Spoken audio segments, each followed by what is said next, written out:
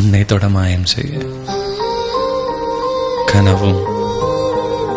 இதை போல் காட்சி எங்கும் கண்டதில்லை என்று சொல்லி ரசிக்க